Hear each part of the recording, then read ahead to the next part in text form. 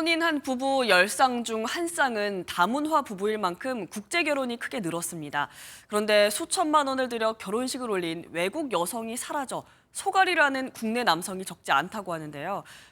구제책도 뾰족히 없는 실정입니다. 이서영 기자가 취재했습니다. 올해 초 베트남 여성과 결혼식을 올린 A씨는 지난달 드디어 꿈에 그린 신혼생활을 시작했습니다. 하지만 함께 산 지 엿새 만에 아내는 옷가지만 남겨두고 자취를 감췄습니다. 생업 탓에 결혼 정년기를 놓친 A씨는 3천만 원을 들인 국제 결혼인 터라 충격이 컸습니다. 네, 베트남에 있을 때는 너무나도 다정하게 대해 주셨고, 그다음에 한국에 오자마자 태도가 180도 변했습니다. 출입국 기록에 아내는 여전히 국내 체류 중이지만 연락은 닿지 않고 결혼 중개업체에 문의해도 소용이 없었습니다. 집사람이 집을 나갔다. 그랬더니 이제 며칠 또 기다려 보라 하더라고요. 뭐 바람 쐬러 갔을 수도 있다고. 그 뒤로 이제 연락이 단절되었습니다. 업체 측은 책임이 없다고 말합니다.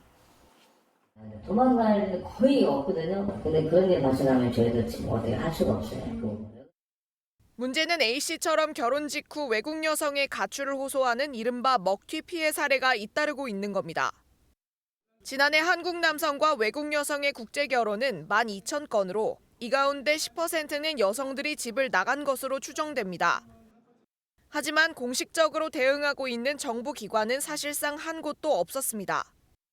출입국관리법을 법규를 개정을 해서 하여튼 이민 브로커의 그 전횡에 대해서 처벌할 수 있는 법적 근거를 만드는 게 중요하다.